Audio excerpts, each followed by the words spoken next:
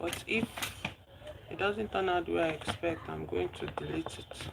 That's my new rule.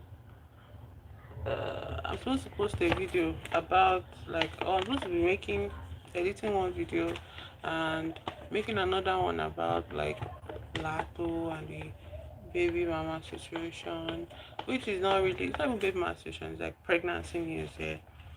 And passionate feelings arose about that specific topic. Yeah. Um, but then again, I had this whole moment online where people were discussing the massive, the what do you call it, the deplorable, inhumane, slaughter of women in this country, Nigeria, and how its women's bodies are mysticized. Like they make a whole um, mystic mystical representation, like portrayal of women's bodies, yeah.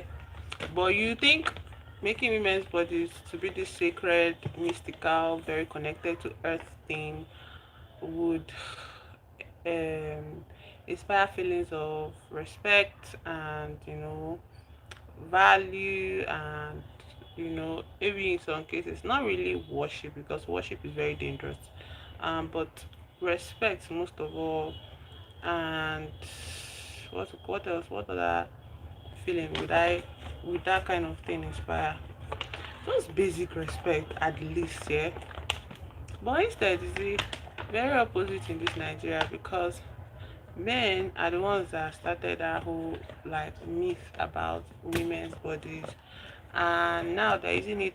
They've been using it, not now, they've been using it since forever as an excuse to harm women very, very deeply. And so it's like they're harming women this deeply, you know. Why? So the reasoning behind it is that since their women's bodies are these like divine objects, yeah, this thing that's connected to everything powerful, in the earth crust or within the earth and all of that, why not cut it up and offer it as sacrifices to um get money, to get wealth, to generate wealth out of thin air? And that is what women have been going through in this country for generations now. That's what women have been going through in this country for generations. So, but what does that have to do with a movie, a Nigerian movie? Another, a very big part of what, hello Padma, welcome to the chat. Nigeria, welcome to the chat. Very big part of what pushes this mythology around women's bodies is Nollywood. Okay, our movie industry. I hope everybody can hear me. our movie industry our movie industry like builds up this myth, propagates it, spread it, from generation to generation to generation, that yes, it's true. Like, look at this movie I made about the situation. And it's not like the movies they say it's based on a real life story. Yeah. It's just like it's kind of glorifying it, yeah, if not romanticizing it for men. You get, it's kind of glorifying it that, oh, men can come together in a secret group and just like slaughter women, and they'll get um money. English. English. We Nigeria is was a former colony of the British settlers. So they forced all of us to speak English by force. They demonized our language and they forced us to speak English. So English is the official language of Nigeria. But um, we speak a lot of our tribes' language, like indigenous languages, ethnic languages. We have so many kinds of languages here in this country. So you will hear that when you come to our country, but you can't communicate freely in English. You get. Also, we don't have one like generalized indigenous language. They didn't allow that, the way like so many other countries were lucky to have. The way all these like most Asian countries, they have their own like generalized language, yeah? And then they can have dialects, and tribes or ethnicity. I cannot speak, leave me alone. They can have all those things, but we were not so lucky. They make sure that we're divided, so it's only English we speak as a common language in our country, Nigeria. So I was talking about this Nollywood movie here, where what was I talking about? Like the way Nollywood, our movie industry is called Nollywood, like copying Hollywood and all of that. I guess, yes, I feel like all our subjects are taught in English, our official documents are in English, and when we have meetings in high positions, it's also in English. It's also conducted in English. So Nollywood, is our own form of like movie industry here, and growing up, from my childhood there, Nollywood was a very like useful tool to control the masses to an extent, not completely, but to an extent. You know how movies and media shapes our understanding of the world and the things we carry in our heart, our biases, our ideologies as well. So Nigerians, for us, our ideologies were very much shaped by the kind of movies that was put on, on our screens, yeah. And at the heart of it, yeah, because Nigeria is very religious, very, very religious, whether it's Christianity, or Muslims or Islam, yeah, very religious. Most of our movies, for them to like have a strong connection with the audience, it has to have a moral lesson. You get, it has to teach us something. You get.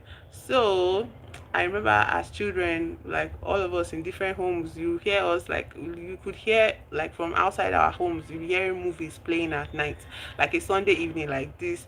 There will be light. Now there's no more light because Nigeria has gotten progressively worse. But there used to be like some level of stability of electricity back then, and we would sit down around the TV, the only TV in the house, in the living room, and would watch a movie. And most of the time it was a Nigerian movie because Nigeria now, we are interested in and all of that. I'm from India. There are lots of Nigerians who play football very well, stay here. They have huge amount of them. Some of them watch too long. Yeah, Nigerians are also very tall. I will agree with that. There are a lot of, yes, and Nigerians are very passionate about football. I don't know. I think it's because again the British colony, you get, England is like the home of, it's supposed, it's not the home, but like it's one of the most recognized places of what, football, you get. So they brought it here. That's one of the imports of their colonial culture. They brought it here. So Nigerians are obsessed. Like the average Nigerian you meet on the road is crazy about football. Played football seriously as a child, even though we don't have support like structurally from our government, and our government is plagued by corrupt officials who just like embezzle money. So most of our like great, potentially great footballers, have their dreams killed here because there's nothing they can do with it. It's not supported by the system. So they have to give up on their dreams of playing football. But aside that, you see them grow up to become like serious commentators about football. Like ask them anything in the history of whether it's African football, like our own league, like our own, like what do you call it, cup, African cup, or English cup, or Brazilian cup. No, not Brazilian cup, like South American cup. Like what else? Um, all those various league, Premier League, what's the Germany League and whatever. Um, weather of Nigeria when monsoon starts. We have, okay. I wouldn't know about. Okay, I would know about monsoon because where my state is an island. Basically, we're surrounded by water in the state, and we have a lot of riverine states. In other parts of Nigeria. But I think it is around that June. Yeah, June, July, August, we experience massive rains, overflowing of our rivers, and most of our drainage systems, just get overloaded, like because they are not built to carry the weight of monsoons. So during June, I always pray I don't have anything to do outside because I don't like being outside in the rain, but because the rain would be constant, yeah, like not constant, like consistent fall. Okay, in India as well, yeah, I have so many similarities of weather conditions. I think you guys have rivers as well, yeah, rivers and whatever. Like what else? What other bodies of water do you guys have? Do you guys have? Okay, India, of course, you're connected to the ocean. Yeah, you're connected to the ocean, obviously. But yeah, yeah, I guess that makes sense. That makes sense. So I was talking about movies here. So like Nigerian movies are a very big staple of our culture. And that is why they're able to shape this whole narrative around um like wrong, just superstitious, mythical ideologies. Like they're able to shape those things for us. I don't think it was we did it consciously. I don't think it happened consciously. I think it happened subconsciously because of our attachment to the moral lessons. At the end of every Nigerian movie, there's a lesson they're trying to teach you. Like, and sometimes when you're a child, it's so simplistic, yeah. Do good, get good. Do bad, get bad, yeah. And it's the way it's being like pushed in the movies. They don't give you space to have like nuances in what goodness really means and how goodness can look and how sometimes intention you get doesn't matter because your action causes harm, or how your intention might be bad, but when you want to act on it, you are whatever. But Nigerians, they're like the Nollywood industry here, like the movie industry here, they are very black and white. They refuse to allow for nuances, and they always, bank on popular belief. You get, because the country is very religious.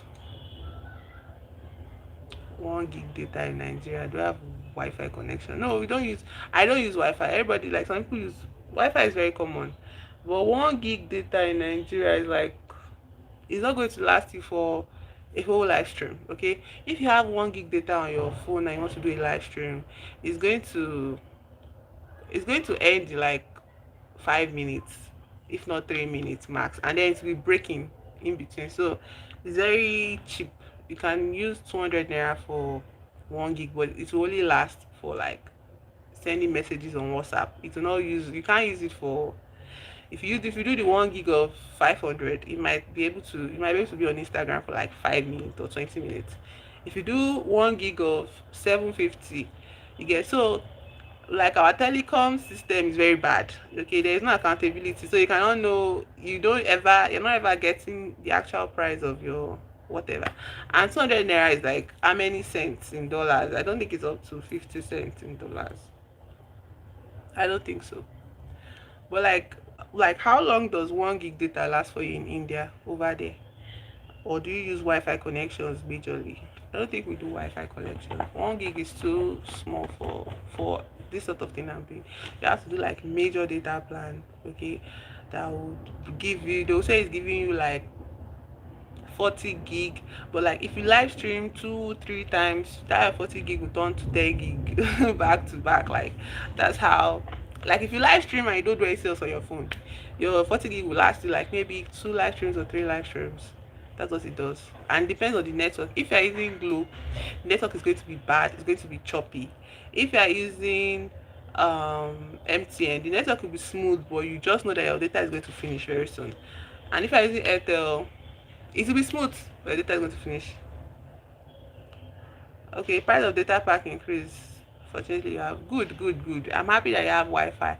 And isn't Wi-Fi dependent on electricity? So you see why most Nigerians don't use Wi-Fi, because there's no stable electricity to keep your Wi-Fi going. If you on your Wi-Fi to do something serious, maybe work from home, they're going to take the lights. Okay, so you now have to connect your phone's data pack. So it's just like everything is just connected to everything in this country. It's not like we can't have nice things. It's just that the systems cannot support nice things for Nigeria. You want to enjoy Wi-Fi because you want to save money. You're like, okay, I'll just pay this big money for Wi-Fi for a month. I won't be stressed. You won't have lights, and the money you spent on Wi-Fi, you could use it to buy maybe 1/4 of a data pack, buy maybe 2 liters of fuel that will last you for like maybe 3 hours. What else? And food. That's how Nigerians like have to budget. all these nice things. Okay. So Nigerians can have nice things, not like we can have nice things. It's just that the system, our structures don't support nice things. And you see it encouraged in our movies as well. Our movies glorify, like the Nollywood movies. I don't know. I feel like at this point now, I think they are working hand in hand with the bad government, you know, assuring us that no, no, no, you need to be happy as a poor person. You need to be happy that nothing is working out well for you, because if things are working out well for you, what if you did something bad, okay, to get it? And what if the things that are working out well for you, you know, ends up getting ruined? Where are you going to start from? So the movies work hand in hand with the bad government to support structural failures in our country, systemic failures in our country. I'm on live stream. I don't know now. I know that it was not even. I thought you left everything downstairs. You carried it upstairs. I didn't see it when you're upstairs. Let's sorry for that. So if you're not awake when there's light, you'll not be able to charge your phone. Oh my god. Currency of Nigeria, Naira. Nigerian Naira. Naira. Nigerian Naira.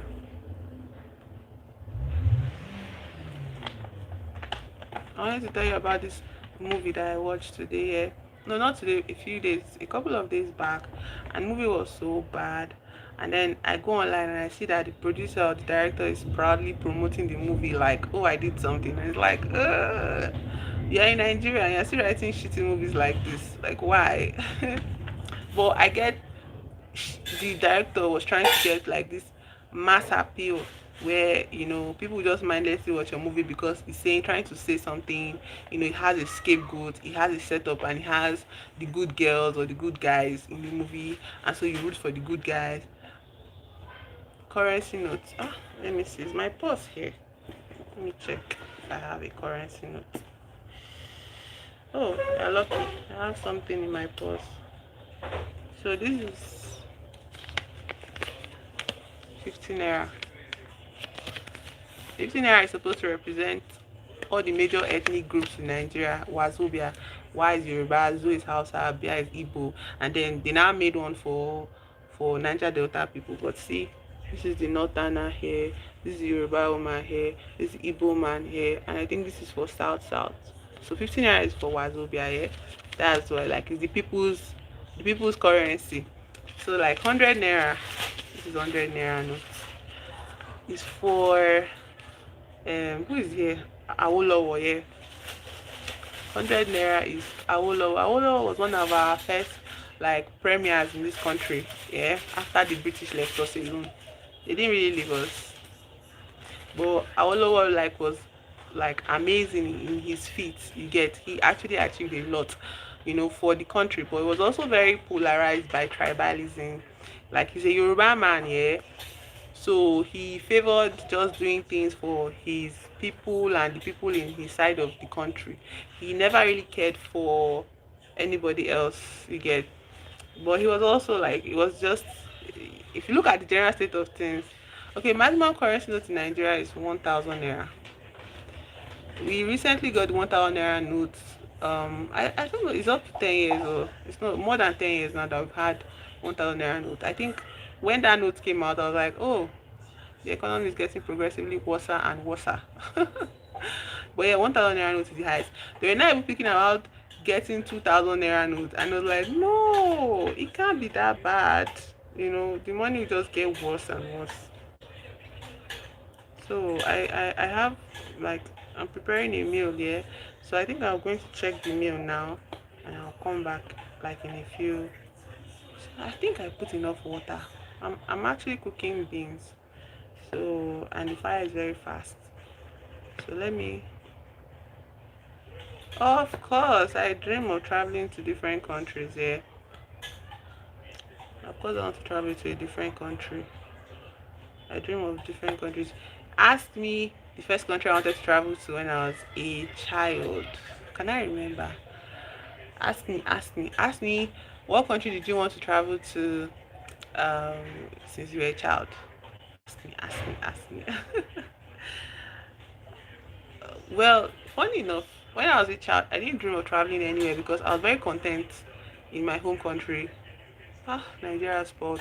I was very content. I only saw like foreigners as like foreigners. You get. I didn't see their places or their lifestyle as something to immerse myself in, or I wasn't even interested in getting to know them at all. But um I think it was when I was like 18, I started thinking of traveling out. No, not 18. Yeah, 18 years. When I was 18, I started thinking of traveling out. Yeah, I have a passport. I've not used it once. It's just there for decoration and identification when all these foreign enterprises, online enterprises, they don't want to use your ID card. They'll be like, show us a valid ID, and they'll be like, show us your passport before we allow you to buy one stupid thing on their stupid site. So that's what I use my passport for, decoration. I'm not traveled. I have a passport, yes. Oh, you like to travel too? Traveling is supposed to be like one of the most natural things that comes to us as human beings, but it has turned into a big deal because only one set of people are allowed to travel. Rich people are allowed to travel because in Nigeria there are rich people that travel like it's nothing. They don't have any. India is, of course, I want to travel to India. Like, first of all, the thing I want to experience in India is actually the food. And then I was so lucky to get to like interact with Indian Sri Lankans at the point in my life, and I really loved when it was Holi holiday, or when it was Diwali holiday.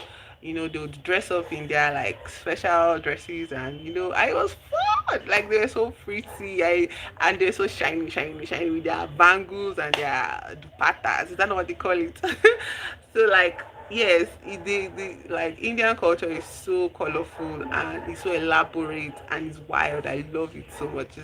It's almost similar to how elaborate Nigerian culture is. So like yes, of course I want to visit India, definitely. And when I get there, I want to have my own handmade like dresses. I'm going to make like my own saree. I'm going to order it. I'm going to like go for my measurements and everything. Of course, I know a lot of things about India. Let me tell you, I grew up with Bollywood movies. Okay, my mom was a big like was one of the biggest fans of Bollywood movies. When I was growing up, she was always talking about this movie, Sunita, like the girl that died and came back, and her husband did not recognize her because of surgery on her face, like all of that. Yeah, Bollywood movies. I grew up with Bollywood movies. I think the one of the let me mention my favorite movies that I can think of off the top of my head. Koyapsa, Tears in My Eyes, Fana, that one with Amir. Is it Amir Khan?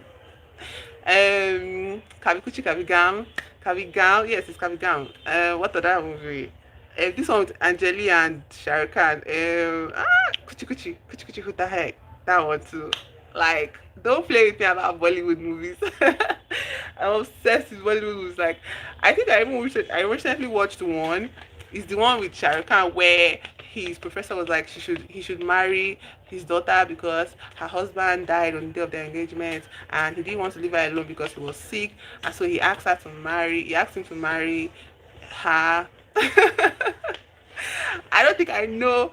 I don't think I know Hindi like that, but I know some words. Like I learned what prayer was like. Puja is prayer, yeah. There is this thing. Ishq is heart, right? Pia is like love or something. I don't know if it's accurate, but I know all those things. Like Bollywood, don't play with me about Bollywood. Like we consume Bollywood in this country. I don't think you meet any Nigerian like in my age group that did not obsess about Bollywood movies at a point in their life. The way people are obsessing over K dramas now, that's how Bollywood was so important to us back then. It was like we buy the CDs. We didn't have phones then, so we'd buy the CDs, pirated and all that. Who cares? We'll buy the CDs, collections, we'll watch it, we invite our friends, we'll watch it, we go to school, we exchange it so our teachers will not see it from us. Like it was such a big network of like Bollywood enjoyers. So like it was also a very nice escape from the whole boring Nollywood nonsense that we had. Like Nollywood was okay. I won't call it good, but it was okay. But it was fun to like. And again, I'm not too obsessed about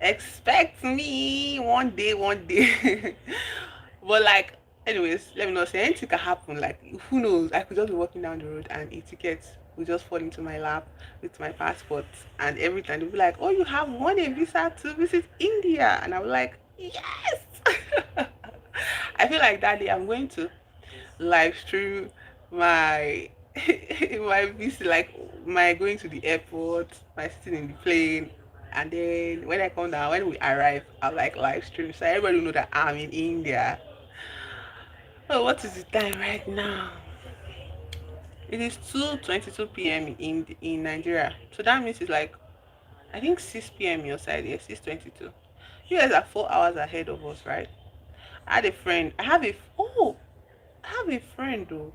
I have a friend that studied in India. So whenever we spoke, it was always like we always had to coordinate timelines, like so that he would not be asleep by the time I'm ready to like pick his call or by the time I'm ready to call him or whatever. I've, I think himself and his sister were the only ones I think I have known living in India. Oh, there's also one of my subscribers, but he has disappeared. 6:53 evening. I also had one wonderful subscriber from India. Like actually, I had a lot of fun subscribers on my channel from India, and they were really friendly to me on my chats. You know, they supported me in my live streams, and also like very happy to see you here, UJ. UJ. Oh ho ho. But UJ, tell me about yourself now. Tell me about yourself since you are very active in the chat. I want to know about you. Tell me details. Are you a person? Are you a man or are you a woman? What other thing? Are you a student? Are you done with school? What is your religion? And all of that. I want to know. I'm curious.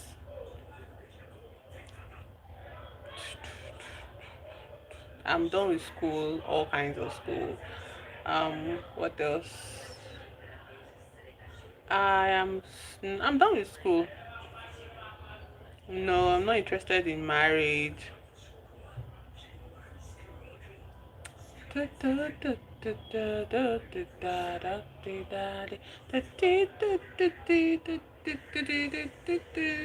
Actually, like, okay, one by one. Okay, what is your name? My name is King. What is your name? Are you in school or you are done with school? If you are in school, okay, let me wait for you to answer. Okay, okay. What is your name?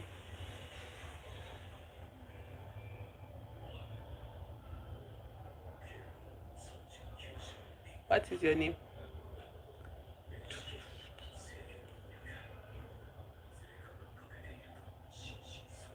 Okay, you are done with school, completed college. Nice, nice. You Ujwal, is that correct? Ujwal. Okay. What did you study in college? What did you study in college?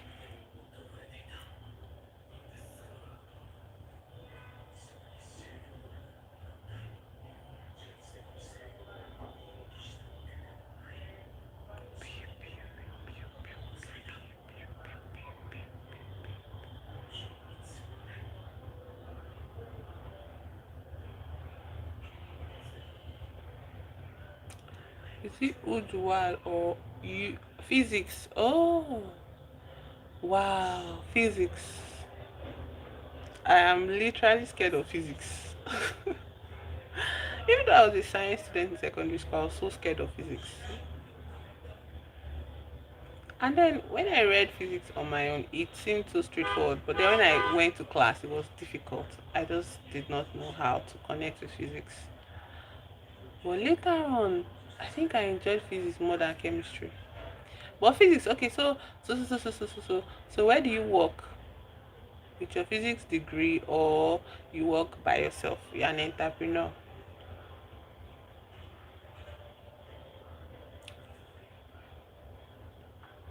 Is this a dimple? More prominent than if my dimple was here. I think I would have been powerful, but no. It's here. If it's lines on my face, I don't know what that is, boys.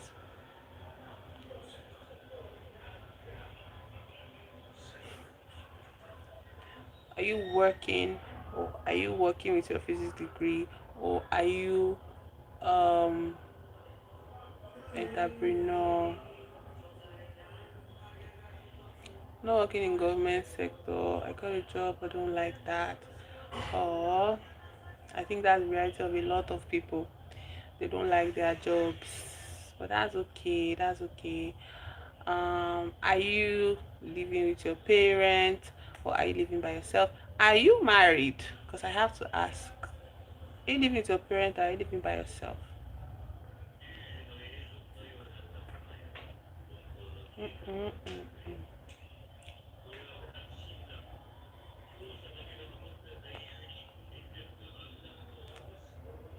I know what my mouth looks like. That here. It just bothers me, but there's nothing I can do about it. Right now, I'm running a business, travel and tourism sector. I have plans to travel to lots of countries. Wow. If you're working in the travel and tourism sector, you can you can invite me to your country now for tourism. And you take me around the country, you take me to the safe places, the places that are nice and places that are fun, that are safe for women and all of that. I think marriage is a great trap. Oh, why? Why do you think so?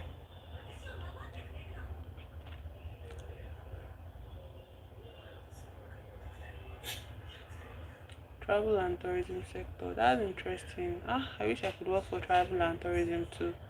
I wish I could work in travel and tourism as well myself. Marriage is a great trap. Explain.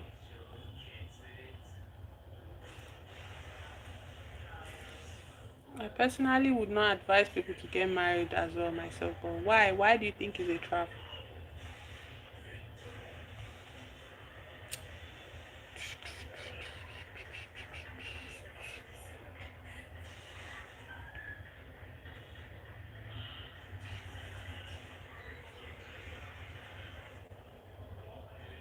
Let me pack my money.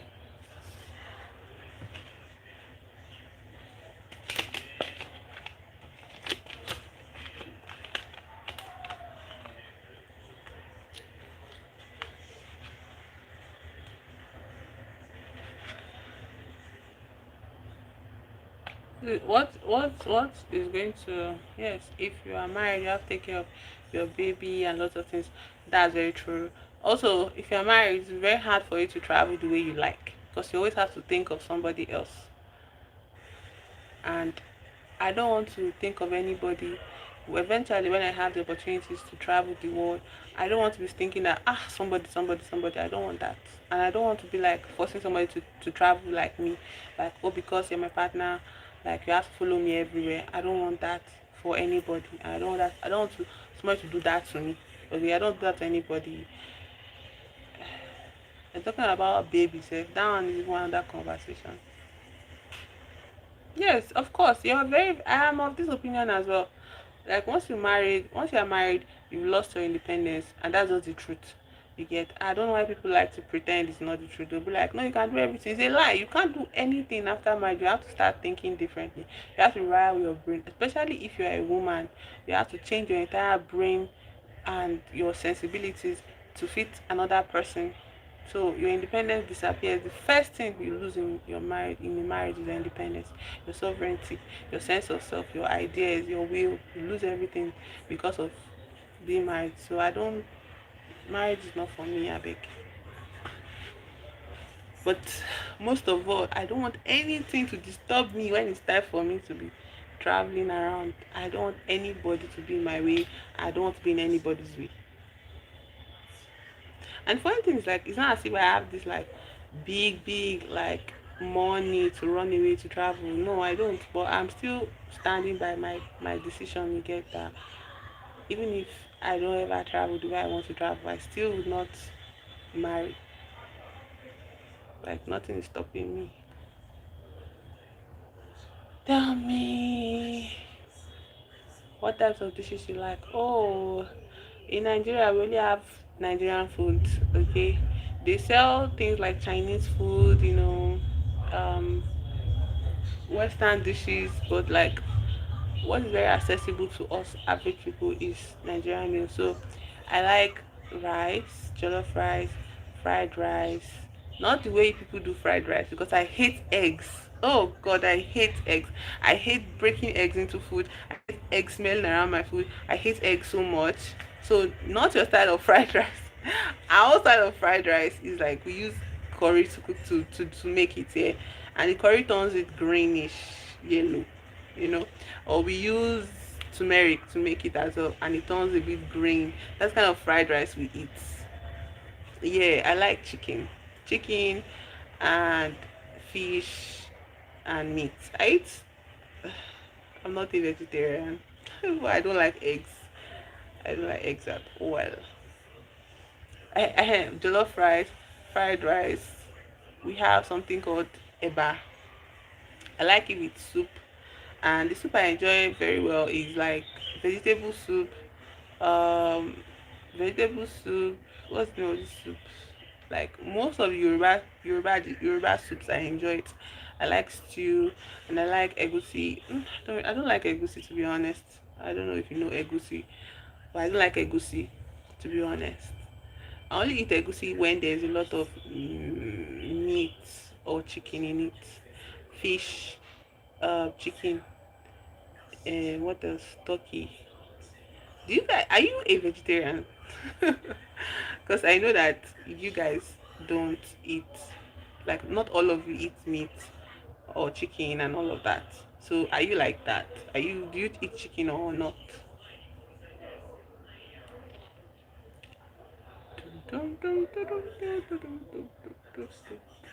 I think my food is almost done.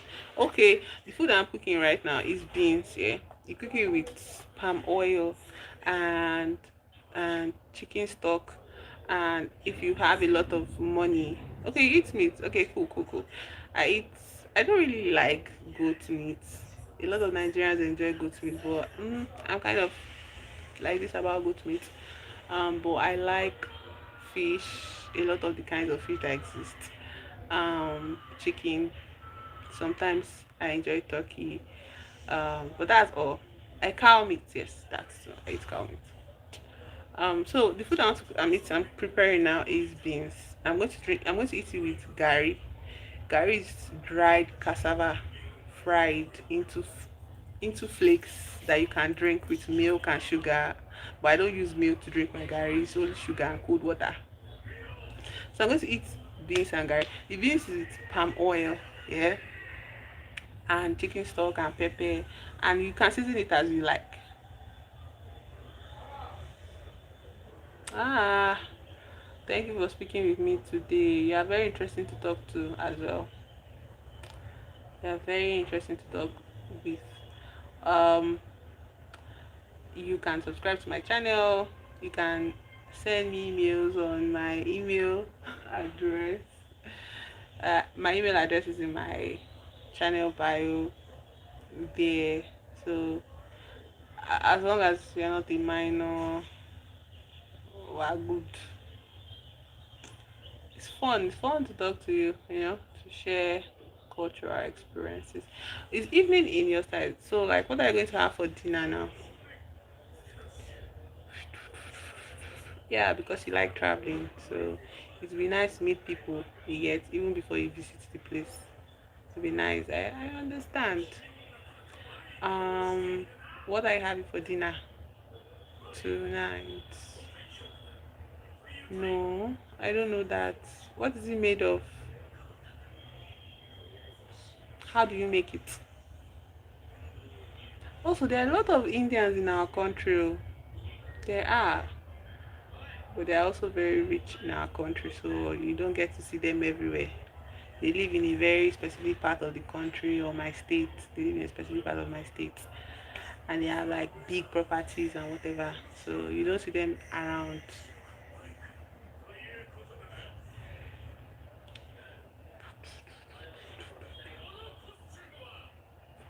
Let me go and check my food. I'm coming.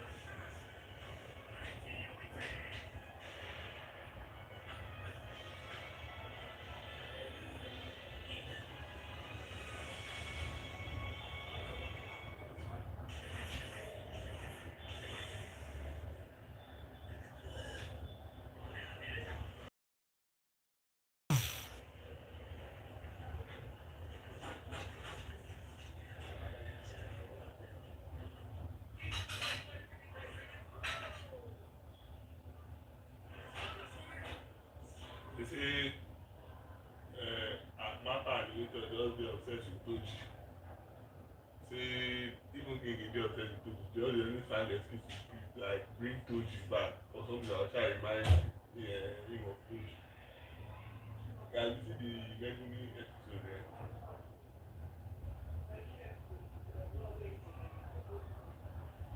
No, new one na wey dey fight na coming game. Megumi episode there, just the draw Toji, that whole hair everything. Not just say through his father's son. Maki too, cut her hair. He level Toji. He do Toji. You know, like, even when Maki was fighting, they did small like this overlay. Yes. Toji.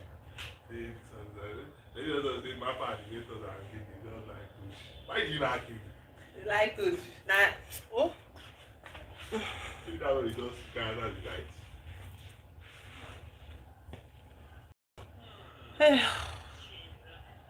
Message retracted. Why?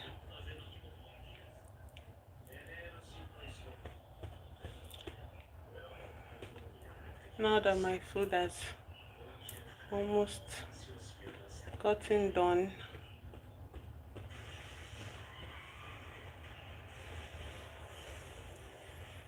now that my food has almost gotten done, so I'm happy because I'm so hungry. I wonder what message was that.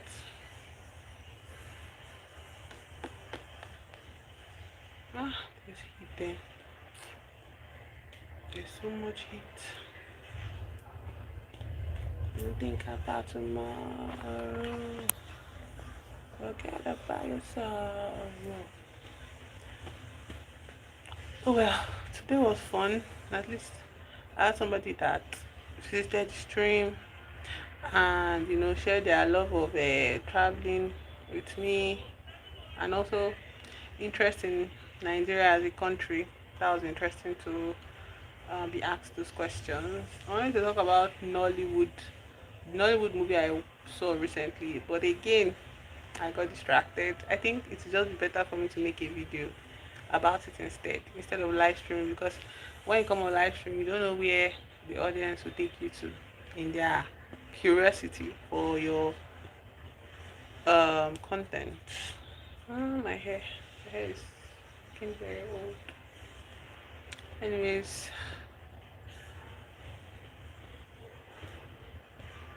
um, UJ I was speaking with is no longer here, so I guess I will have to continue my conversation about what I'm talking about. Okay, so talking about this movie by this producer or director. I don't know if they are both the producer or the director, but something that's very interesting about this director is like, or the producer, is that they kept on like centering themselves in the story. You get, they were like the main character, but like the way the story is written, you think otherwise. You think the other person, there's another woman. Like there are three characters that are central to the plot here. There is one that is poor with a sickly mother. There's another one that is her friend that is also poor but has no such burdens. They are basically alone. And then there's the third one that was a childhood friend to the person with the sickly mother. So the character of the sickly mother, her name is, let's just call her F. So F is friend with C, that is somehow novo rich. Like she came into wealth and she's like this big girl in town. So those three characters. Then the second character that is poor but is not burdened by any family member is K. So there's KFC. Is that not interesting? KFC. That is so interesting. I didn't even think of it.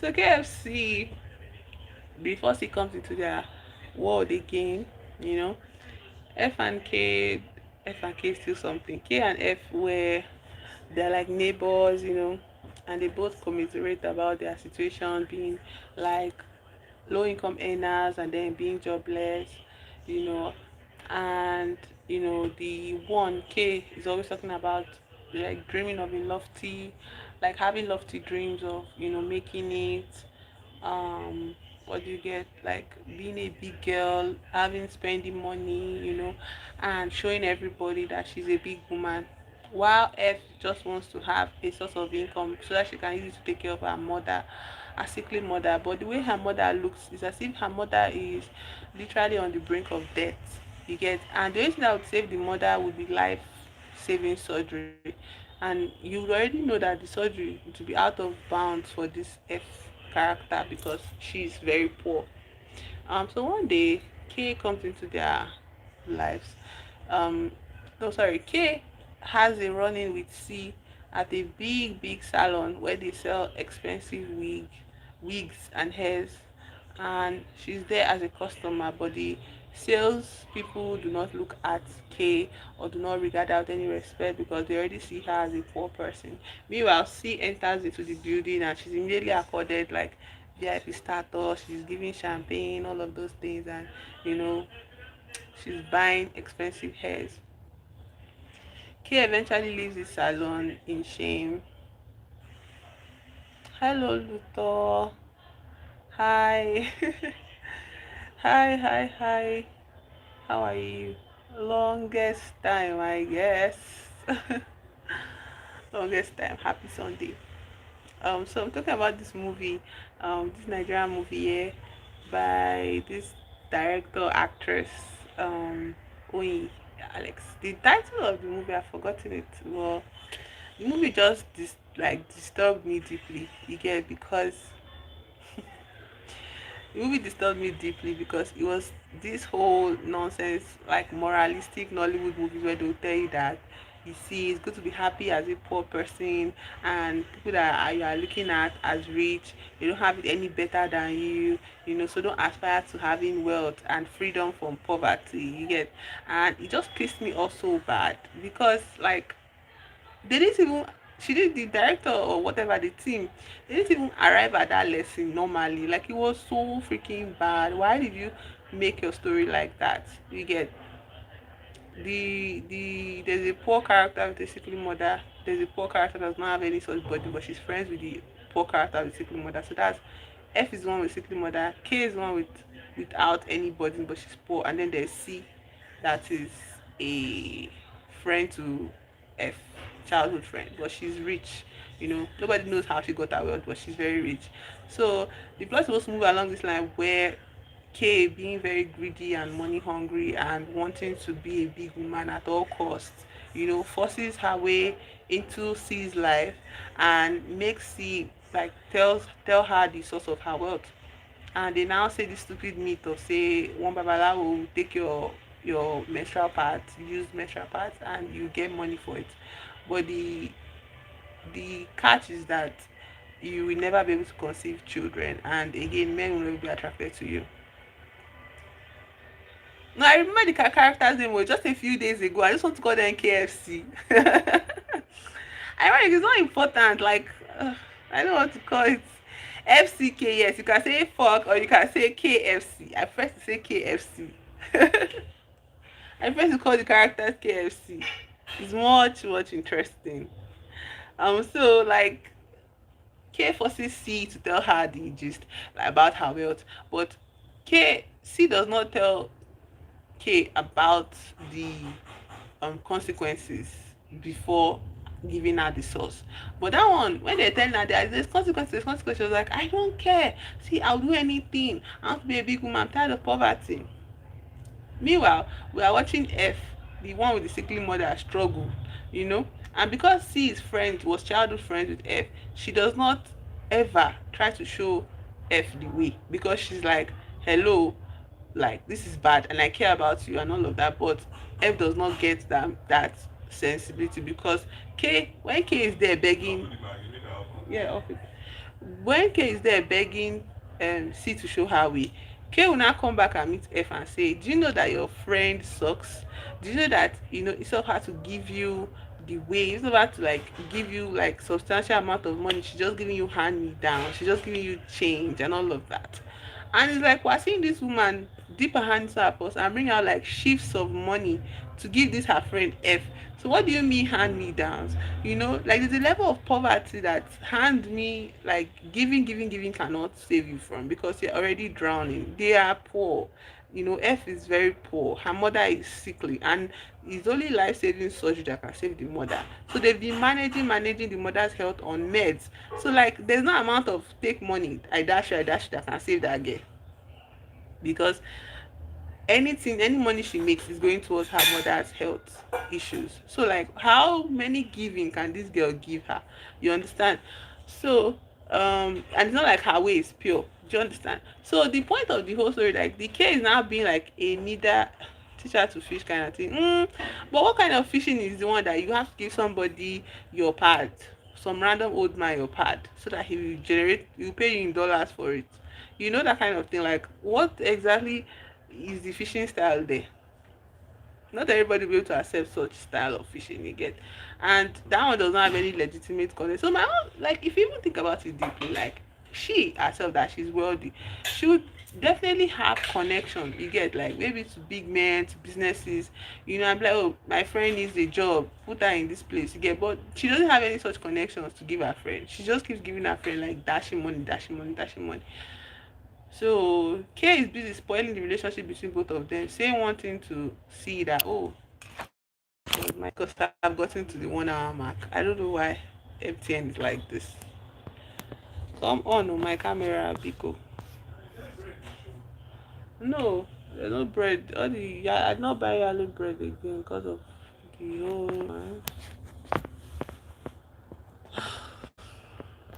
There's something wrong with my camera. What happened, MTN? This is MTN's fault. But it's dark. I don't know. Should we just continue like that? Let's just continue like that. Because it's dark and I can't see myself. Are you seeing me? Because the camera is on.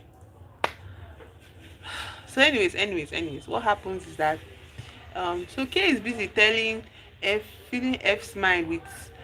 Are you serious? I'm not seeing myself on my screen. Hey, whoa. But let's just continue. Um, So K is busy telling F that, do you know that this your friend is very wicked? You know, why can't she do something like matters for you? Blah blah blah.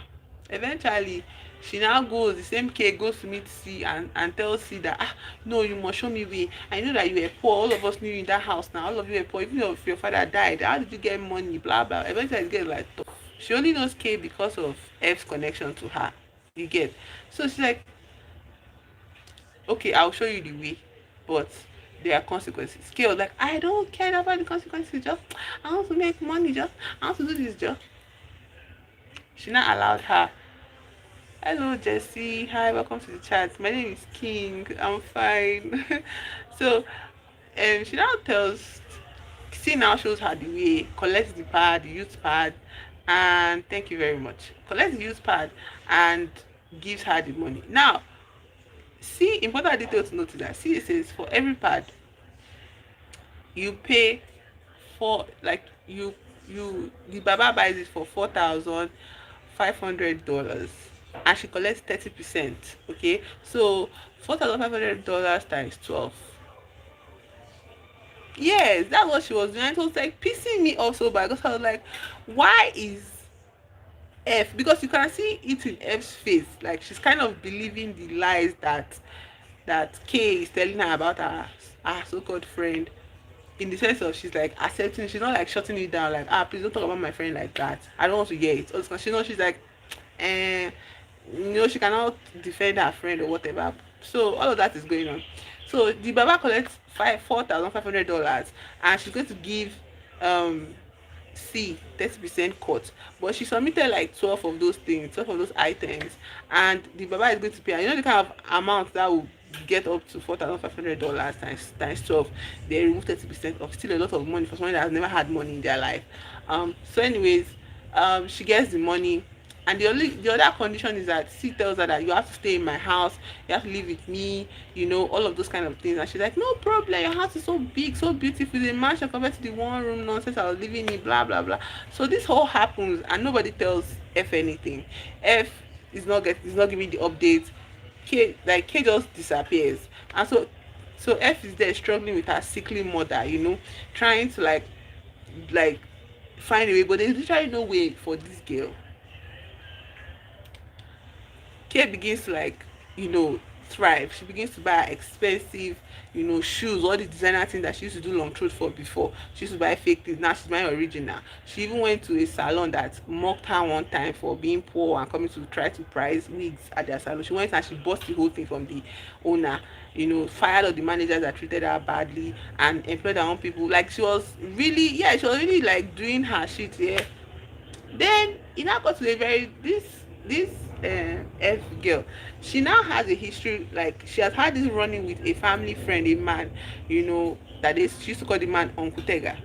So Uncle Tega is like, abi Uncle T, whatever.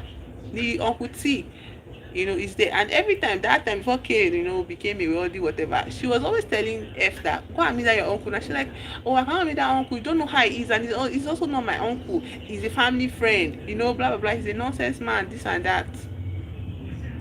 But now something serious happens, her mother collapses, and she's not like, hey God, what would you, then she goes to the hospital. She goes to the hospital to see the doctor. Now tells her that you need to bring 18 million naira for us to do the surgery for your mother, and we can only keep her for 2 nights before we send her home if you don't bring the money. So she's desperate. So she's desperate. In her desperation, K comes to visit her, but K is not coming to visit her. K is coming to like flaunt her wealth at her, because you know when you've made so much money. I'm from Nigeria. You know you've made so much money, and the money now is not like, it's not more shocking you. So you have to now use it to like press your friends or press people that you are envious of, that you were envious of before. Because I don't know why she was envious of F, but somehow you could feel that envy, radiating through. Oh, from Trinidad, welcome to the chat. So you could feel that envy radiating from their conversation, but it was not too overt because two of them are poor. So you will not see it in any way. Anyways, Kay comes back to their ghetto side and she's like with her big car, you know. She comes back with her big car and she's like, she comes out from the car and she's like traipsing through the streets and she sees F and she's like, oh F, my friend, how are you? This and that. That F is not like, hey, okay, do you know, like you've changed, everything has changed for you. What happened? How did you do it? She was like, you know that. Thank you, Jesse. Yes, you see, you get that kind of thing. Don't worry, because she will literally tell it to her. So now this case, she has money. She has tons and tons of money. Yeah, she comes to this girl's house. She sees her in a desperate position, literally on the floor, crying and like at a loss. What will she do to get 18 million naira overnight for her mother? This one comes into the house. She's like, ah, your house is, what is this smell? It's like you've not even like showered in days. Like, what is all this? Like, try to use, she was not speaking, try to use like spray to change this thing and all of. Okay, so where was I was like, she's like holding her nose, like, it's not old though. Funny enough, this movie came out this this past week, and the director was on there. It was on Instagram now, like being happy that our movie came out, that people should watch our movie. Like the movie is trash because we are meant to believe that F is the main character. Do you understand that kind of main character kind of focus where you see the poor girl suffering, and the title of the movie is what they call it, fast girls. So that was fast girls. So you now see two women suffering like in abject poverty, and you see the very rich girl. What do you think? You think that these two girls or one of them chose the high road, the fast life, yeah? And so the poor was supposed to show you example of what not to do, blah blah blah. Okay, so before K even comes to start showing off in her house, you get, F goes to meet Uncle T, and Uncle T is like, how much do you want? She said, I want 18 million. And she was sitting down on this chair. Uncle T was on this chair. So like they're like adjacent to each other. She's sitting down here looking at the uncle. The uncle is sitting down on this long chair. So the man is like, oh, okay, just 18 million naira. I can give it to you now. What's your account number? The man brings out the phone and is like, call it for me. The account number. She now said 7 zeros or whatever. The man says, the girl says, the F says 7 zeros. So she was calling the account number. The man has said, relax, it's too fast. Call it one by one. She now starts 8 1. The man says, oh, I'm not hearing you. In fact, come and sit down beside me. He calls F to come and sit down beside him here on the chair, and he's here. Do you get how I'm saying? Like, some of them are like this. So she's shifting like towards the edge of the chair, and there's a space between them on that same chair. So it's like, you are here now. At least I can see the account number. Yeah, see the phone. Press it for me. Let me see. Okay, she's like, okay. 8, this, that, and he's like, oh, this thing is not clear. He now starts say 8, and he's shifting closer and closer, and the girl like looking at him like, what is going on? And do you know this man keeps on like baiting her until she like stands up, she loses it, and she slaps his bald head, and she's like, you are very stupid. Somebody's giving you respect, and you are behaving like this. She even pours water on his head, and he's like, come and tell me account number now. You want to collect money? Come and tell me account number. So anyways, she's at her wit's end, and so she's in the house alone. So that's when that K now comes to meet her. When K comes to meet her, K is not like, see how they smell. See how they smell. You get like, okay, thank you. But like as you are here, several silly things that I've cut out of the drama. You so guy, this director wastes so much time meandering around the plot, because there's this assumption that we already know how the story is going to go. The bad girls will get bad, the good girl get good. But like this story is not like so stupid because even the good girl sef no get sense, and she's not like the main character anymore. You get that kind of thing. But I will tell you the main twist at the end of this whole storytelling now. So as I was watching this story, I was like, K is getting a lot of screen time. You know, K is one that is bad mouthing two friends to each other. K is one that forces the C to show her the way. K is one that is balling. K comes back to flex on F's head and yab her and tell her that you know a lot of screen time on K. And I'm like, who be this K? So yeah, are you sure this actress does not know the director, that kind of thing? So the I'm watching it here. The so in that scene where K is like flaunting on top of F's head, F is like, so like what should I do now? Like I don't know. Say, let me tell you, that your friend, like no, she was like mocking her, like you get like that your friend, go and meet that your friend, see, you know, and tell her, you know, and ask her the way or something like that. You get that kind of thing. Like you have to be smart. You have to be smart.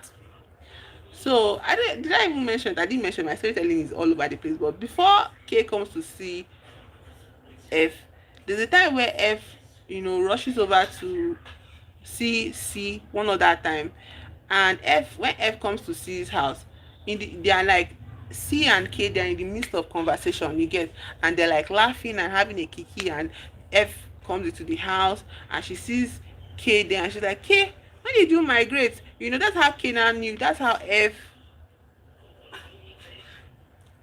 eh, like stay on the straight, even the stay on the straight and narrow, you're not doing anything with the character they're supposed to represent staying on straight and narrow. Because this girl tries to open business, F tries to open business, the business no work, you no go anywhere before her mother fell sick and she needs 18 million naira. So now what's the solution? You get, so K, so one day now after K comes to like flaunt in her face and insult her basically and yab her for being poor, desperation, she now goes to meet C in her house and she asks C that, C, please show me the way now, help me out. C is like, I can't. Basically, she says no. She outright rejects her. She's like, please now, like, see, and I need a thing. That was like, okay, you know what I can do for you? The best I can do for you is 3 million naira. I'll give you 3 million naira, and you know, that's the best I can do for you. I hope things work out for you. But if it comes to like what I'm doing, I cannot do it. I cannot help you out there.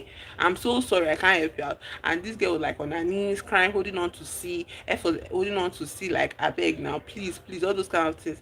And I had to speed it up because it was too depressing. So that scene passes, and then one day K is like talking to C in their house, so they're living in the same house, and K is like asking C that, like, I'm kind of frustrated, you know, I'm not seeing men are not coming on to me for how pretty and how rich I am, you know, and you get, I don't understand like this feeling like being rejected everywhere I go, like what is up with that? So C now said that that is the consequences of what you did. For you to have this type of money, that is why the baba took your pad. You can never have children again in this life. So because you're not going to have children in this life, there's no point in men being attracted to you in the first place. You get, so that's the law, that's what you signed up for.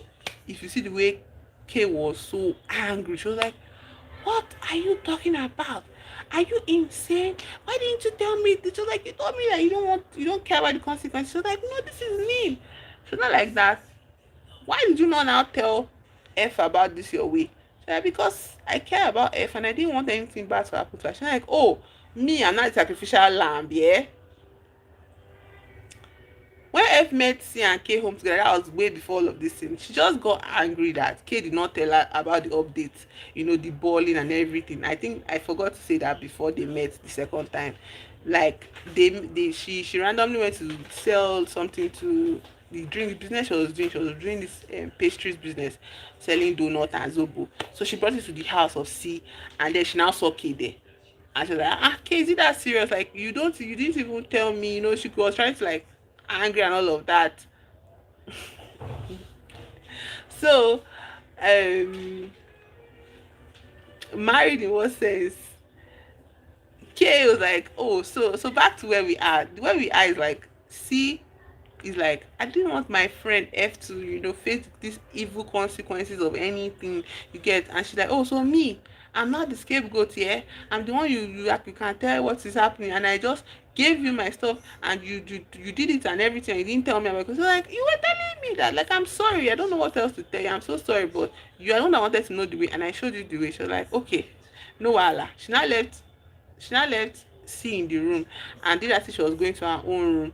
So when C left her room, which is another very, like, the plot holes in this story is so enormous. Like, you can literally build the house in a plot hole. C left her room and left her phone by the side table. Okay, fine, let's say you can forget your phone in your room and go downstairs. Exactly. She didn't ask for the see, when if you see the way this K was really like on C's neck, you would even be like, why are you even entertaining K? Just tell your gate man to kick her out. Why would somebody enter your house and be demanding answers for you and saying that you are a fake rich girl, that you must tell me how you made your way? Like, are you a baby? Just kick her out of your house. But K forced herself on C and was like, no, you must tell me. So that one has passed. You get. So the plot hole is that C leaves her phone on the side table and goes downstairs. You get. While K comes out of her room, enters C's room, sees the phone. Tell me why K knows C's password. Okay, because they are living together, abi, maybe they will know password. That one makes sense, but it's not explained. Like, it doesn't make any sense to me. It doesn't make sense. No, there's no stupid sense in it. You get that kind of thing, and people can be changing their password frequently. You don't know. So for her to just take her phone and the phone is opened, you get, like, K took C's phone and C's phone is open, and like, are we serious right now? Are we serious? Because you can try to see where the story is going.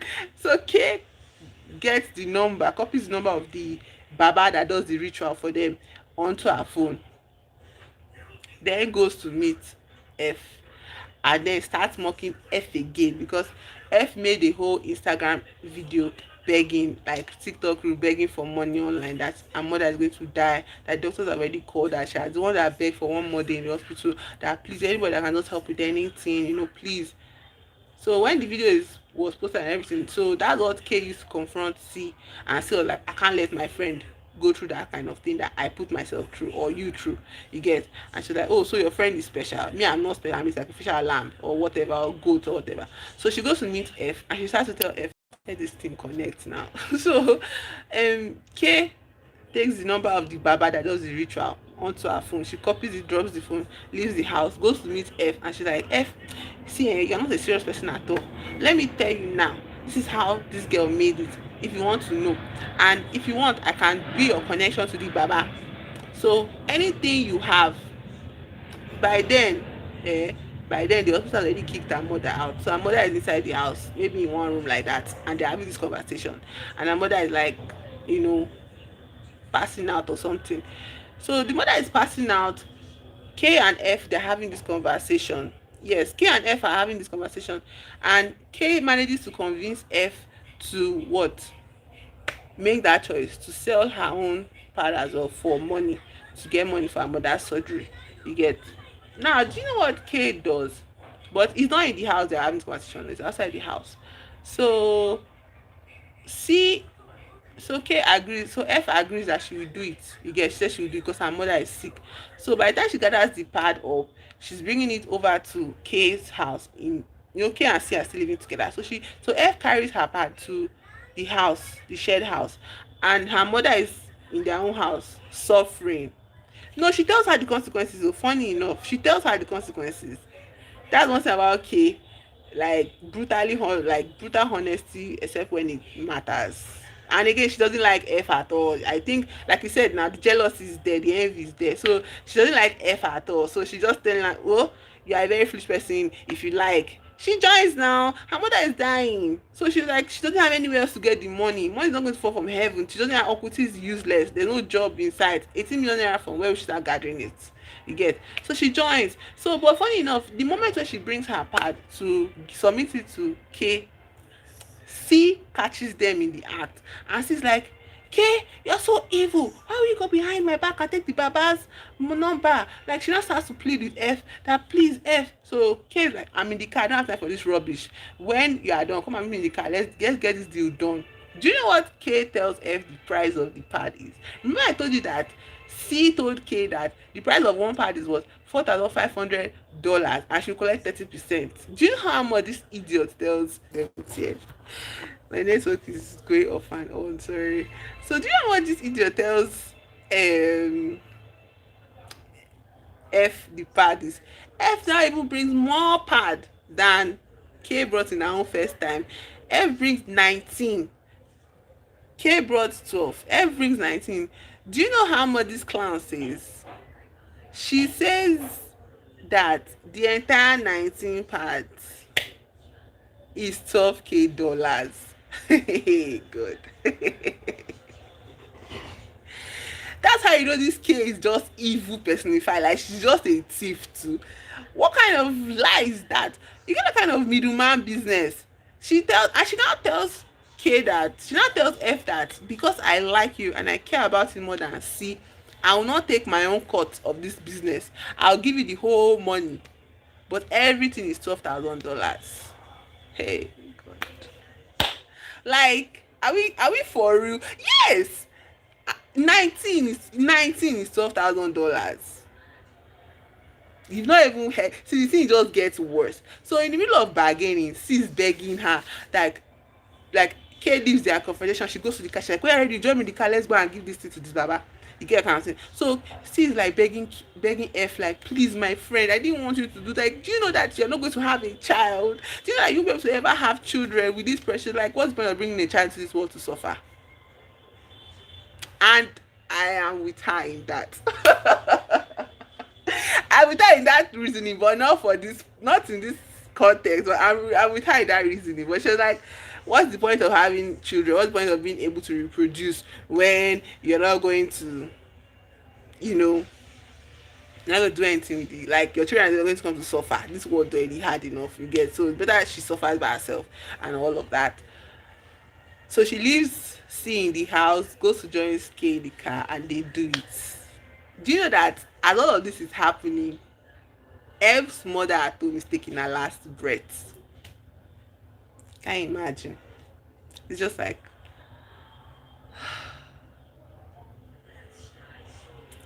F's mother at home is taking her last breath. She's calling her for her daughter, but her daughter is nowhere to be found. And she dies alone in that house in pain. And I'm just like, oh, wrote this shit, like it was so like annoying. Guy, it was so evil. It was so like in that moment, just like, what the fuck, man, you know. And then this girl rushes back home with the bag of naira, because obviously they'll change it now to $1,000. She rushes back home to meet her mother with the bag of naira. She's like, "Mommy, thank God they are here. Okay, you know what to do now? Yeah, I just started my lost journey like in December last year.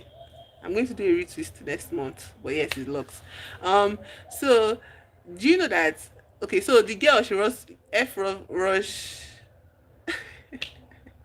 Wait, before we start talking about reaping what is, so let's finish this story, because we've not finished this story. This story keeps getting badder and badder, badder and badder and badder. What they used to say that thing.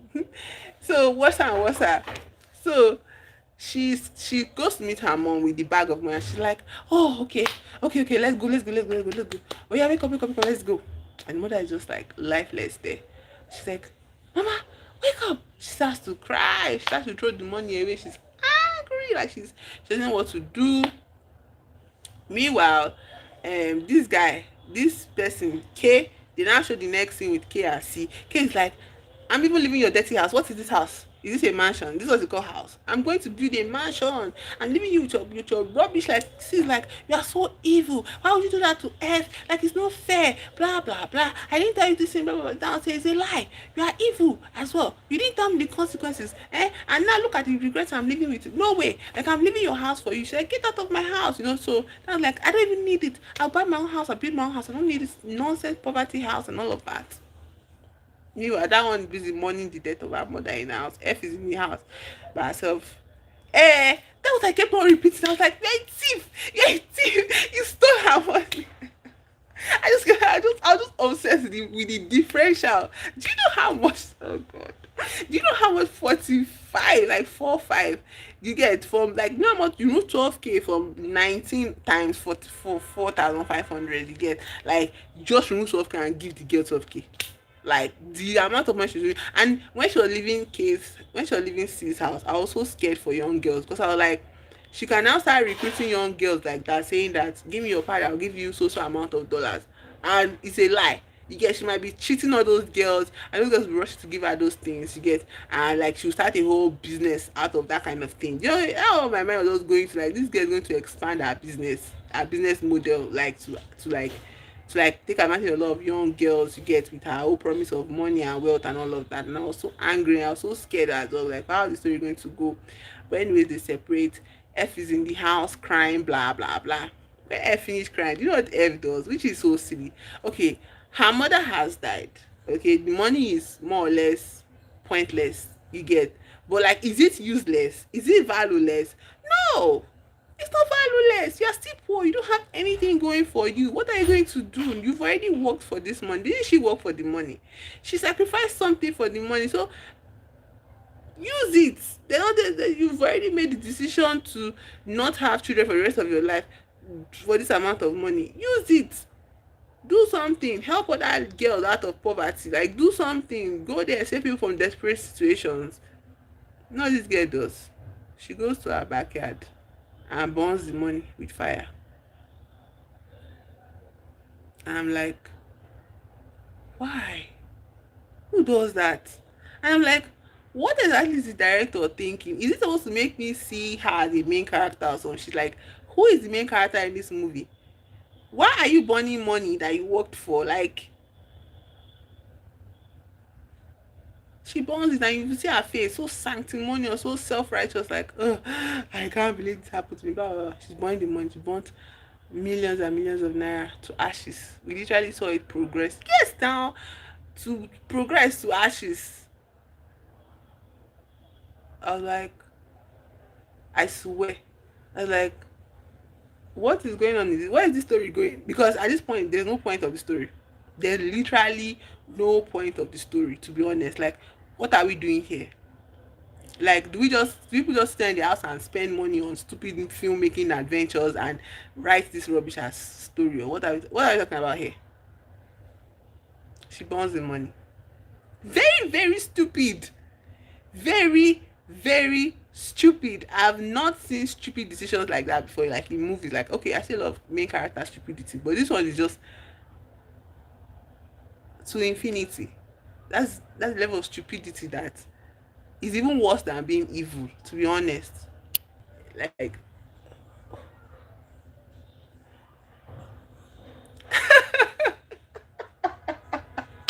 guy, it was 2 hours. I just cut a lot of fat out for you because they spent a lot of time wasting time, wasting. Somewhere, are we going somewhere? No, no, guy, no. We're not going anywhere with this story. Like, it's, guy, I was terrified. Like, stupidity can make people like really turn into their worst enemy. Because tell me why, like, her mother is gone, so what are we doing now? Is the money pointless? Yes, but does it loses its value?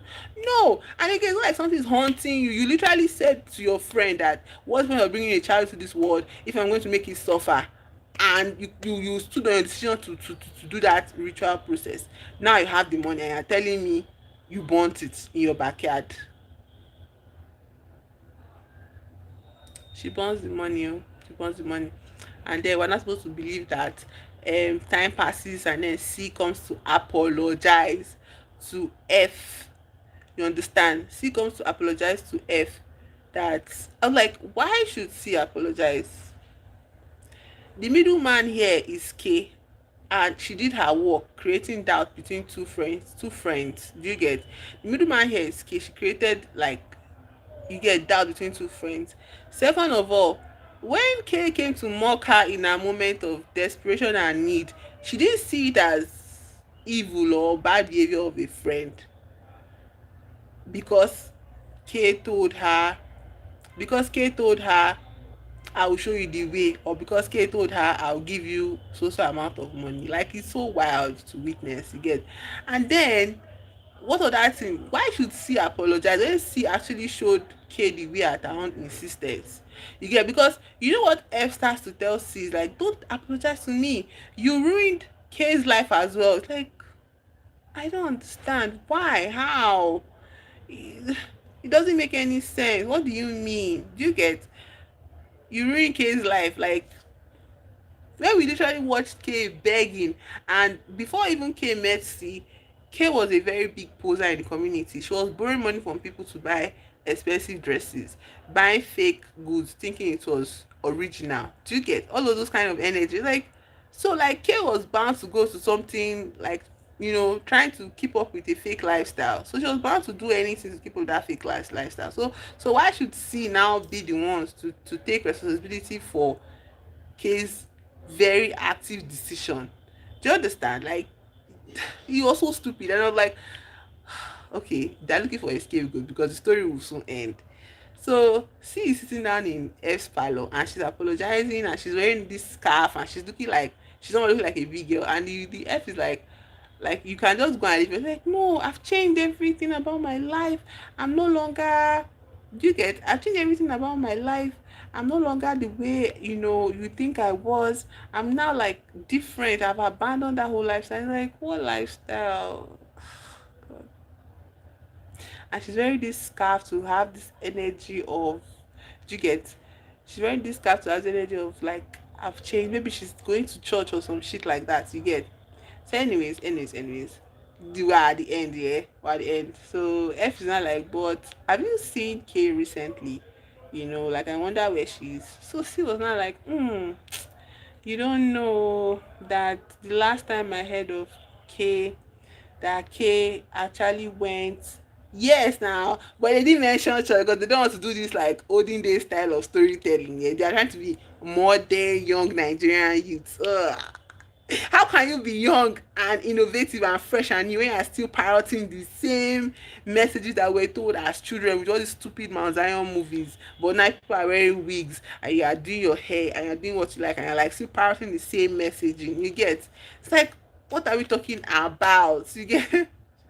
This F character literally said to us, the viewer. I thought she didn't look at the camera. Yeah, she was talking to C. She was like at the end of the day, like the money I burnt it, and the people I'm looking at, I know that the people I'm looking at, they don't have much better lives than I'm like, hello, she has a better life than you. She has a better life than you. And there's this whole, she was like basically saying that if you are poor, you should be grateful that you are poor, because people that are rich, you don't know where their money comes from, and that money leads to evil. Is that Canary Award? Please. Like, the Oscars goes to producer Oni Alex. That's director's name and the producer's name. They say a film by Oni Alex. So the film has not finished. I'm not finished. If the icing on the cake after F says all the old lessons, moral lesson that we heard when we were in KG1, started telling to the camera all. So let me quickly tell you the end for MTN gives up the ghosts. My data finishes. So what happens? C tells F that the last time I heard of K, K has actually run mad though. That she's on the streets. She has lost her mind. She's now like unrecognizable. I'm like, no! Is this a Wale Adenuga Productions? Is this Super Story? What do you mean she ran mad? What do you mean after causing so much horror, horrible havoc, and like terror on her environment and the people closest to her, she just escapes the reality of the world by retreating into her brain, like into her mind, and running mad? Like, who wrote this story? This is a Wale Adenuga production. Like, you get that kind of thing. It was so funny. Like, I was like 2 hours wasted. I literally had like 2 liters of fuel in my gen. I used that 2 liters to watch this stupid film. Instead of me to go and sleep with 2 hours light and know that okay, I don't sleep for the day, like for the night, and enjoy my fun. I sat down here out watching Fast Girls. Oh my god. Oh my god. Ah! I was so pissed. Like, I'm telling you. She actually ran mad. She actually ran mad. 2 liters of fuel is a lot. Instead of it to go and sleep in the other fan, I know that okay, I slept for 2 hours. At least I bought 2 liters of fuel. I slept for 2 hours. I was watching it to watch a Fast Girls at night, dead of the night, around like what time is it? Is it 11 o'clock? I'll be 12 o'clock. It's time me to go and sleep. Eh? I was busy watching Fast Girls. So the main plot twist I came across because I was so angry at the movie, my guy. I was so angry. So it's like, let me now check who the hell this freaking Oni Alex is.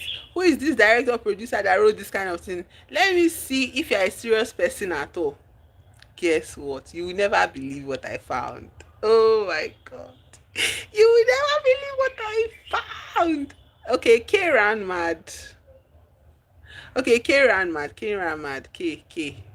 C was telling F that um like the last year of K. We now saw this whole maybe 5 minute show of her running mad, like being on the streets, rooting through garbage, chasing after people on the road like a mad person. Like she was actually acting mad, like the character ran mad. You get so, and I was also watching. I was like, what the hell am I supposed to get from like even nollywood slop is better than this rubbish story. I like this a Wale Adenuga production. You know, am I watching Super Story or This Life? Like, tell me, so I know where I am at.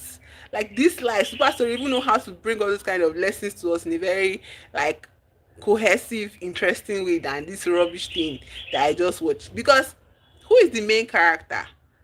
We're supposed to believe that the main character is F, okay, the good girl, and the fast girls are supposed to be the front. Guy, I swear, it's just the point is that the director takes themselves so seriously. So now let me tell you who directed the movie. You will not believe what I found. I was like, I need to find out who the hell is in charge. Who the hell like did this production? You understand? Like who the hell did this production? Only Alex guy. Guess who Only Alex is? Exactly, 90s movies were much better. You know that you're watching something that is going somewhere and you don't have too much of an expectation of it, and all the old like tropes are met, all the old standards of such stupid stories are met. But this one now, like it takes itself so seriously. I'm telling you, if you see the way F was acting out this moment of poverty, of suffering, of crying, of begging, looking for a job, having to go through a special humiliation. Imagine the first thing opens with her buying Gary, on credit from one malam in her area, and the malam is so harsh and derogatory to her, and she's like being embarrassed on the street, and then she wants to feed her mother Gary and grounds with egg. She's like, mommy, egg is protein, then Gary is carbohydrates. Like the movie takes itself so seriously, and F was doing their best. Even the K, all of them are doing their best to like act out this whole seriousness of I don't know. When I saw that, I was like, okay, maybe we're in for a trip. Like, cause I was like, egg and Gary, where is this story going? What the fuck is that? Yes. Well, like, she was saying that egg is protein, Gary is carbohydrate. No. Safa nutrition, my nutritionist. I'll keep that in mind.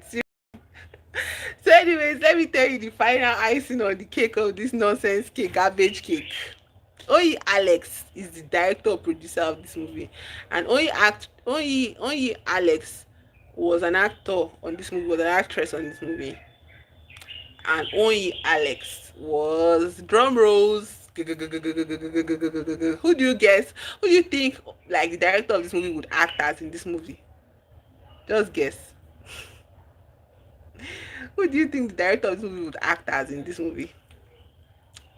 Guess.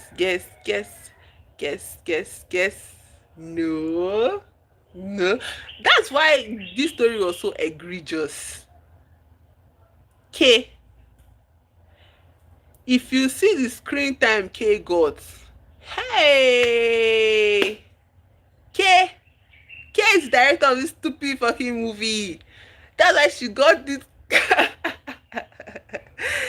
K is director. K is the only Alex in this movie. She's the director, she's the producer, whatever they are calling themselves. Like exactly. It was me. Do you know, funny thing, I don't want to think anything like, sexist or whatever, but the screen time and the unnecessary length this K character was going to cause problems. Like it was just like, are we not here for this main character? You get, we're seeing K have a lot of developments in her character. We're seeing her change. We're seeing her develop. We're seeing her realize there's nothing to money. We're seeing her realize that, and then she's not the one that now has consequences happen to her. Like F is just like, see, right, abi, because she's there on Instagram promoting her movie, like, have you seen this movie? But I'm like, guy, it's not that deep. It's never that serious. Like, maybe she just needs to show people that she's capable of something, yeah. Because if you see the way the story went, as if C was our scapegoat, like they were not trying to shoehorn C, because for F to face C, I'm like, I don't want to apologize. Like, why the fuck should C even apologize to you in the first place? What did she do to you? She literally protected you from such a ritual. The person that pushed you into the ritual, the person that mocked you when you were down, was K. So why should C be the scapegoat? Is what I was thinking. You can't shoehorn a character into scapegoat position, because you know that kind of thing that people will be like, runs girls now, they are morally bankrupt, they are this, and it's like, moral bankruptcy where in this movie? She did her best to protect her friend. In fact, if not for K's insistence and forceful nature, C would have never ever brought that thing close to both of them side. There are so many times she deflected conversations about this thing from K, until K found her in her house, because K forced F to take her to her house one day. F wanted to deliver pastries to her, to the C. She was not like, wait, let me bath and follow you now. Let me know where your friend house is. And like, is it necessary? She was like, yes, I will know. I want to know. Then when K was not aware, she now went to go and visit C. And she was not, she was not forcing C to tell her the secret of her wealth, blah, blah. So why should C apologize? I don't understand why. 18 million. So why cannot just vomit 18 million in one moment now? It's not as if she was on a period in that moment. It's not as if you can wait for the next transaction to come. You get, and 18 million is not small money. She's paying for it with her own body, with her own rituals. So well, you get that kind of thing. Like, there's, why should C apologize to you if, like, did make it? Then you're not saying, so we should, so for Kate to avoid accountability of her character's missteps and misdeeds, let her just run mad, which is one thing I hate about Hollywood. They always make sure the people that should be properly kasala K should be properly punished through, I don't know, like social outcasting. You get, like, F should realize that K was not really her friend, and C can like isolate K with her wealth and be like, okay, fuck off with your wealth, I don't care, I'm also wealthy. F can be like, I don't want to deal with someone that does such things. You get, but they don't want to give any sort of accountability to evil characters in this Nigerian movie industry. Every time a character is so despicable, so deplorable as a human being, they'll just make that person either die, God will punish them with lightning strike from upstairs, or the person will just like die yeah, it's on YouTube. Obviously you can watch it. You can watch it, so you can see, guys, I just sped through the whole suffering scenes, because I can't watch this woman suffer. Like, I can't watch F go through that whole crying this thing, because guy, just watch it. You see so many unnecessary missteps, you see so many unnecessary scenes, all they wasted time, because they don't want to get run time of 2 hours plus. Like, if you see when they are booked, when you see when the malam, live with your mistakes, live with your mistakes. They don't ever let these bad characters live with their mistakes in Nollywood movies, because my theory, my conspiracy theory about it is that in the real world, bad people never really face the consequences of their actions, like in a way that the society can look upon them. You get, I think after that our military dictatorship era ended, and we got to the era of them Obasanjo, them, a lot of bad characters, yeah, they always die around my, a lot of misdeeds by like obviously corrupt people were hidden from the view of Nigerians as a populace. Like, you see somebody perform something, like do something so blatantly evil, they'll just say police arrested the person. We will not see the person go to trial, we will not see the trial publicized, we will not see journalists follow up the story. Yes, and then we now started like getting so used to like literal physical harm being done to people, and started focusing on how like thieves were stealing from the government, like all these politicians were stealing from the government. But like when we now focused on those type of bad people, we still don't see them get due process of trials, judgment. They'll just say EFCC arrested this person, and that's the end. Next you know, they're abroad.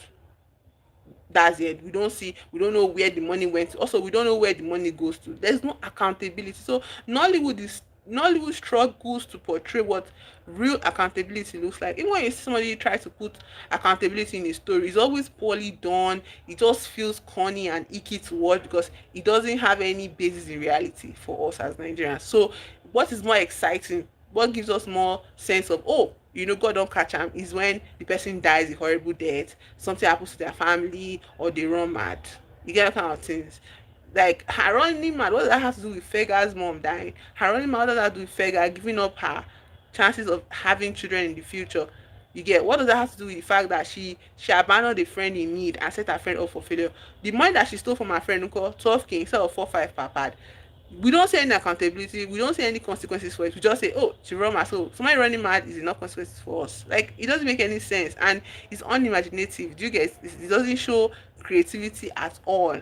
Maybe it's what you said, like she's just doing that as a self-promotion, that hey, everybody notice me, oh, I'm a good actress, and she funded the movie and all of that, and like 2 hours whatever, like the runtime will run time, like she will get paid by YouTube for it, but still, it's just so bad. It shows zero creativity in our movies. That's why you see Nigerian movies cannot be several things at once. It's either one or the other.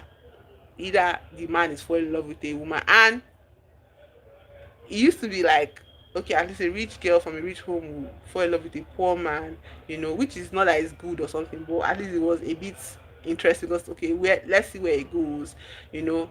But now it's now a random independent young lady. All of a sudden, she doesn't have any meaning in her life. Society tells her that she doesn't have anything to do with her life again until she marry. So if she marries, she now has meaning. Then they will now make a whole big deal out of the man, out of the selection process.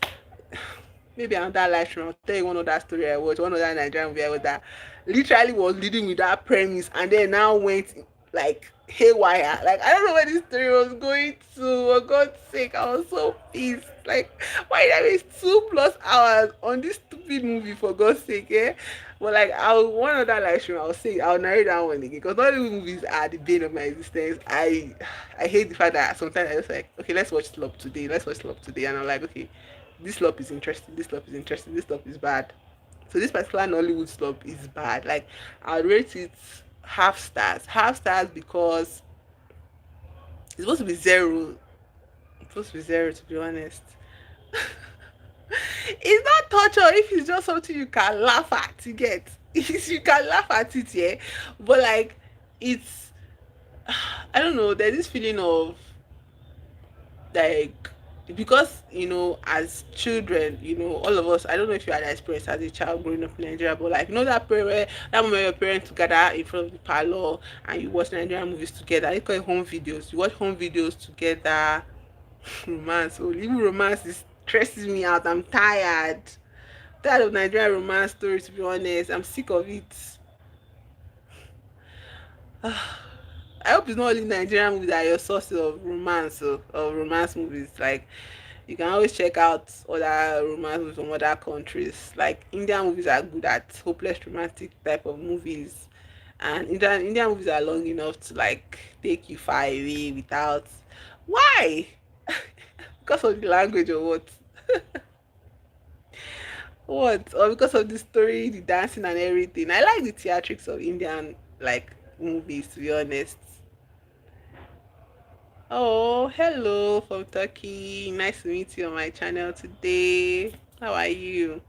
So like, I touch on myself because sometimes I just want to relive that moment of having family time with my parents when I was a child and everything was good. To get, when you're a child and your parents, they have the semblance of stability. You get. So that's what we used to do. We used to watch movies together, all kinds of movies, horror movies, even though they were like not age appropriate. My parents would put it on, all of us would watch, we'd be closing our eyes. Christian movies, Mount Zion movies, Nollywood, or like Ukpaka movies, Trinidad Agu movies, Kanayo movies, all of that.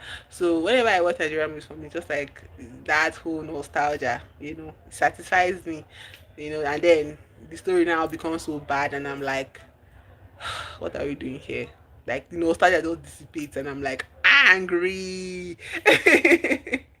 Exactly. Like, you'll be there feeling like this kind of excitement of, like, childhood memories, like nostalgia bits and all of that, and then the bad plot to just like kick you out of there. I'm like, guy, get lost, you get, and I'm like, oh, I'm wasting my fuel watching this thing. That's the point of all these like trash movies. You know that this is going to be cringe. You know that it's literally trash, but you're like, what if it also is also interesting at the same time? Now what will I do? I can't avoid interesting stuff. Like this one was going interesting because we're like eager to see how like F was going to like transform to a fast girl. Maybe when she's living the fast lane, maybe she'll now like encounter something that makes her change her mind. Reminds her of who she is on the inside. Nothing like that, bro. Nothing like that. We just have this cacophony of like messy, chaotic plot points that go nowhere. Like, that's really what I expected. And I know money movies like Bollywood, but okay, before I watch this like Fast Girls here, there was one of her movies that I put on to watch, but guy, it was this Maurice Sam with Sophia Alakija, and the start of the movie he was cheating on her with a mistress, and we just kept hearing, like, me and my sibling we were watching together, and we just kept hearing kissing. Then he went home to his wife, and it was like kissing, like you're kissing your wife in the morning, kissing your wife in the afternoon, kissing your wife in the night when you want to, like, it's like plot, move with the plot. We know that he's like devoted to his family, but he's also a cheat. I hate, see, that kissing someone there, it triggers me so bad. It's like I see someone is like robbing like raw turkey, you get, and they are robbing raw turkey and just like I'm like, oh, it's not pleasant, it's not aesthetic at all. It's just like watching, like, well, where is this story going to, madam? I know you want to do this whole like flawed main character, whatever. Get with the plot, because Nigerians like to waste time in the beginning. Then you now notice towards the end, you now start rushing everything. It's like on set, all the actors are excited to make this movie come to life, but by the towards the end of the movie, you get, towards the end of the movie, of the production, you now see say it's as if the cast are getting irritated with each other. It's as if they are not being paid enough anymore. It's as if like they are skimping on something. They are managing themselves to just finish the production. It's consistent, guy. The Nigerian movies will start so slowly, and if it was a story that was going to go slowly throughout, I see, I'm a fan of slow burn. I'm a fan of slow burn for plots. I don't mind the story taking so much time to build up, because like I'm trusting where the story is going to, even if I don't know anything yet. But Nigerians will always let you down, guy. By the 1 hour 15 minute on a 2 hour movie, 2 hour, maybe 2 hour 20 minutes movie, you now start seeing the main plot point happening. And it's like, so for the next 30 minutes, I have to bear this man kissing his wife and kissing his mistress. I don't want to do it.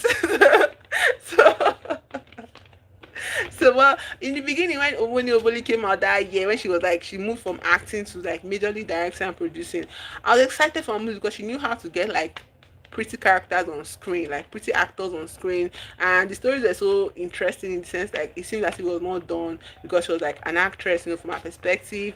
But now that 10 minutes later, the whole story will now come out. Like, what are you doing here, Baba?